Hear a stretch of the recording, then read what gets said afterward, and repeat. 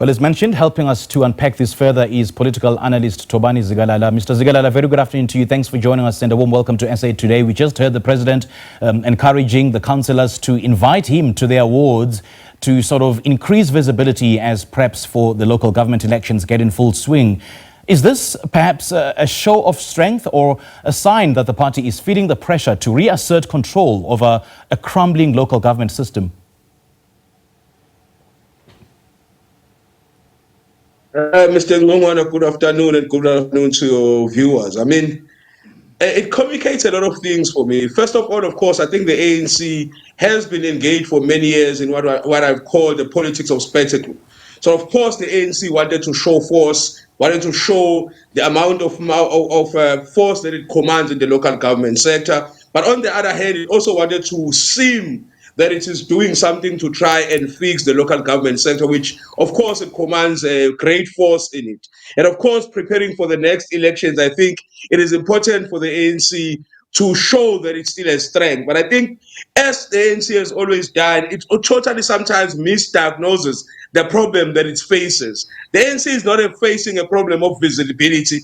The ANC is not facing a problem of the fact that South Africa do not know how much membership or how much force it commands. But what the ANC is facing is that it has almost lost its connection with the soul of the South African people. And if the ANC does not do anything to try and connect themselves with the soul of the people who go to elections to vote, I don't think these many meetings that it has helps them in many much. I mean, they've convened another one, I think a few months back in KwaZulu-Natal, a local government summit, and I don't think that the people of South Africa are looking at the ANC to do such meetings. I think they are looking for an ANC that reconnects itself with the soul of South Africa in as far as the transformation project they promised since 1994, and whether the ANC is still committed to that, and whether the ANC deals with those who are fundamentally harming the transformation project, and those who are harming, I mean, the functionality of the government of South Africa. And the ANC, unfortunately, has not shown commitment in dealing with those issues and trying to reconnect itself with the soul of the South African people. I think the continuous performance of conferences, of NEC meetings, of statements, of political statements, I don't think helps the ANC so much. What will help the ANC is, of course, to really act in trying to renew the ANC anew. And renewing the ANC not in terms of removing this individual and replacing them with that one, but to renew its political culture and political practice, which has brought them to where they are sitting with less than 50% in terms of the local government elections. And of course, 2 months into the end of this term, I don't know if an action plan for this term helps, but of course, it may help them for the future. Now, Thobani, as you are postulating that the ANC has lost this so-called connection with the soul of the people of South Africa, well, President Ramaphosa has often spoken about the Renewal project within the party, which you also touched on. So do you see the service delivery action plan as part of that renewal, or just another political promise that risks falling flat? I mean, the ANC has been coming up with plans for the past 10, 15, 20 years. The real issue about the renewal of the ANC is not whether the ANC speaks about it. It's not whether the ANC writes it and takes resolutions in its conferences and writes plans about it. It's about its commitment to fulfilling some of its objectives. And as I'm saying, sometimes the diagnosis made in these plans and resolutions is it's what we would call a misdiagnosis. I think the diagnostic tools of the ANC totally most of the time miss the plot in terms of what really to look for.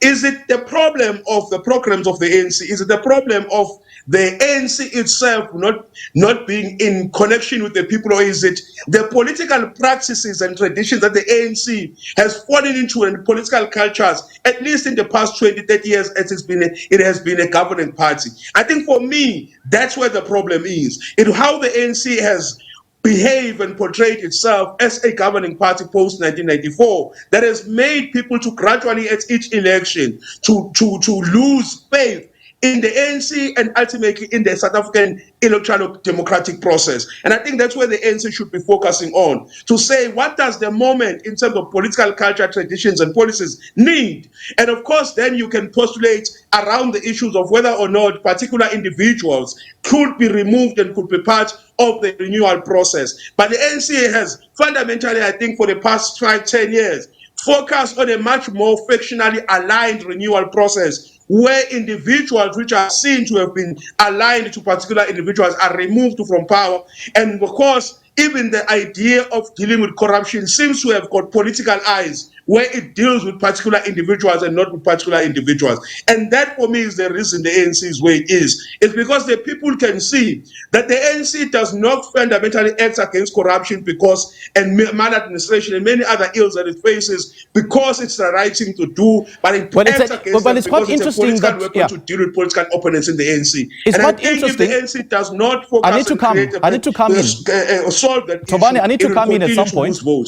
Yeah, it's quite interesting that you touched on, the removal of certain members who've been caught on the wrong side of the law in terms of corruption. But then do you think the ANC will attach real consequences for underperforming councillors, or is this just rhetoric without teeth? Just yesterday, we saw Fikile Mbalula reading the Riot Act to the NEC members and saying the party will no longer tolerate members accused of corruption.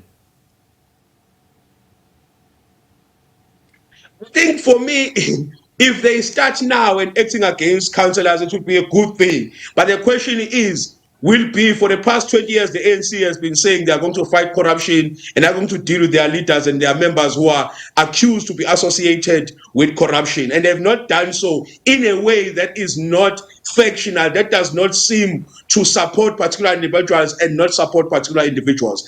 The ANC needs to come out and act against those who are corrupt, because it's the right thing to do to make sure that government works better. But if they continue to do it because they want to deal with political opponents within the party and outside, then it will not serve its purpose, because you will still have senior leaders of the ANC accused of crime, corruptions and the like, who continue to maintain their positions while other leaders have lost their positions because of that. Right. Then it becomes unfair in terms of how they work. And I think the ANC has been a politically contested terrain where many tools like anti-corruption, maladministration, ill-discipline and the like have been used as weapons to deal with political opponents, instead of making sure that they are done to better serve the people of South Africa. All right, Thobani, great chatting to you. Thank you so much for sharing your thoughts and your analysis with us.